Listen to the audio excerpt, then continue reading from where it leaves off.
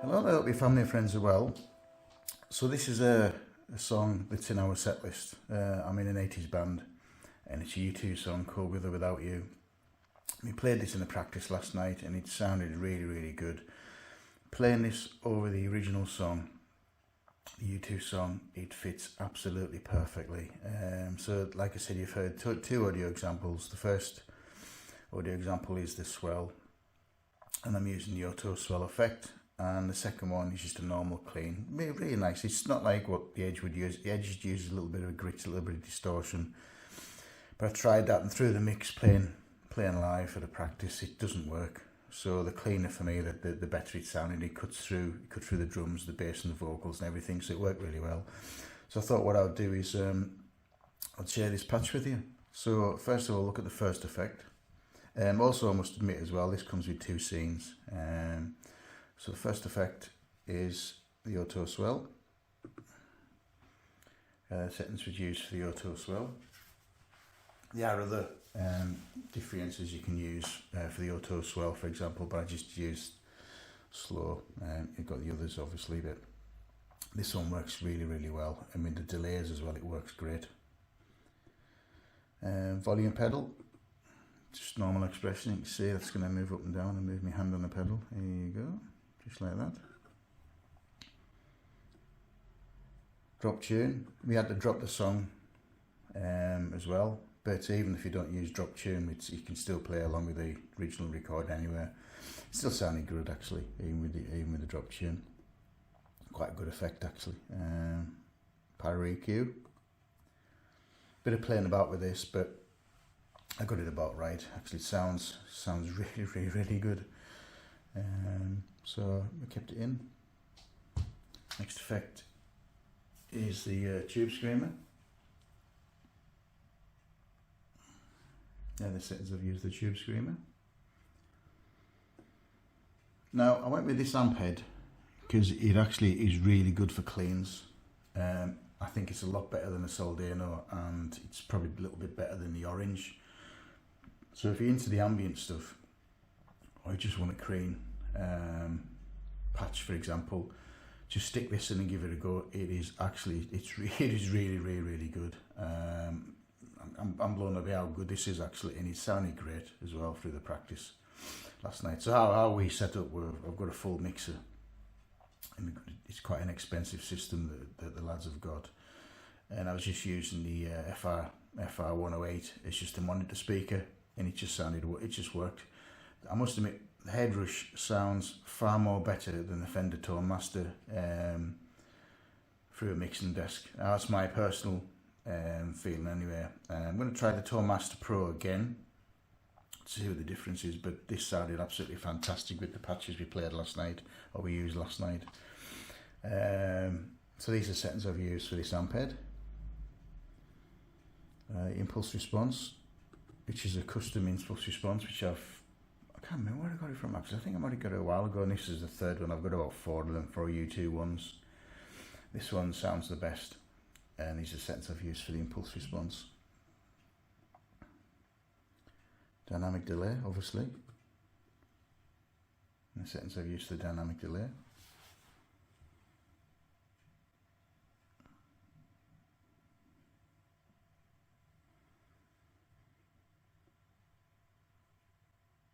Another equalizer.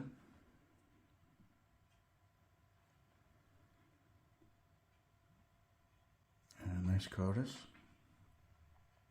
And the settings I've used for the chorus.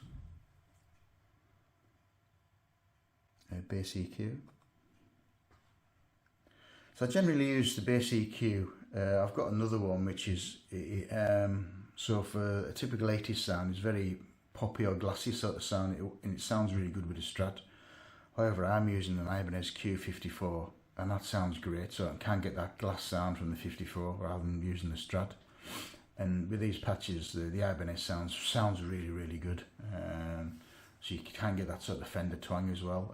What I normally would do with a couple of other patches I've got, I would take the thicker one out and I'd use a different EQ like Elastic. For example, Elastic works really well, it sounds really nice. Thicker just made it a bit more thicker, I suppose.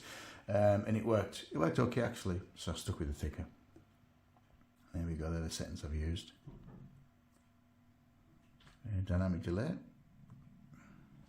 Again, with the Edge, he uses quite a few delays, and I did try. What I'll do is let's go forward in the settings I've used for the rest of the delay.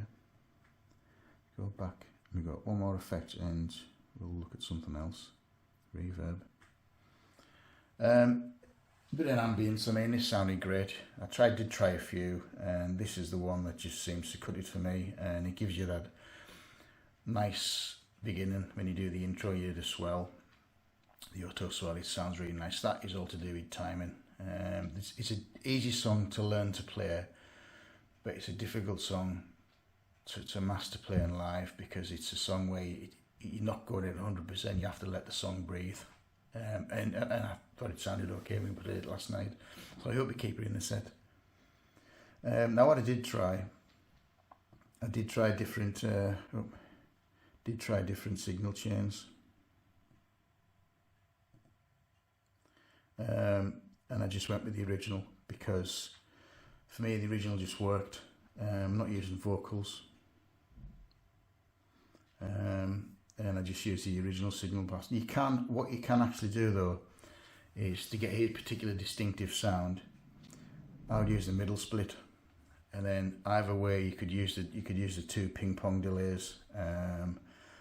That might work. You don't need too ping pongy, it's just too much noise, and it's different when you're playing live. You just don't want a massive load of white noise or whatever. So it's probably these delays I've used for this particular patch. It probably works pretty well actually. But I tried the different signal paths, and I just stuck with the original one, and it worked really well. So there we go.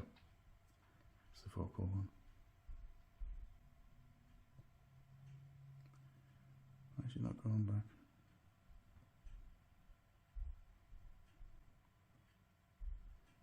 There we go. And like I mentioned, yeah, I've got two scenes. So I've got the first scene, which is called Clean.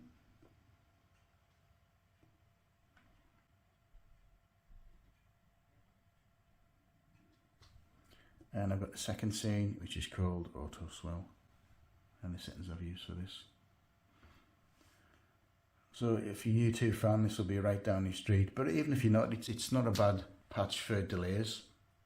You can add to it. There is a few more effects on there, so you could actually use it on an existing Headrush unit, but you probably need to take a couple of effects away anyway. But for the prime, this works great. I did use all the blocks, so all 14 we used. I think we're using 14 actually. All of them we used, but I just took a couple of effects away last night when we were playing live, and we done it again. It sounded really, really good.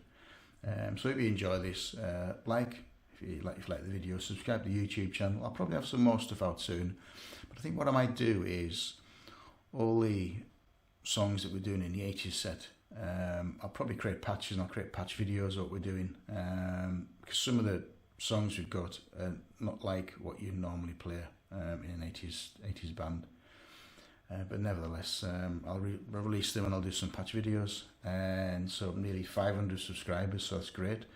Thanks again for watching, and I'll create some more soon, so bye bye for now.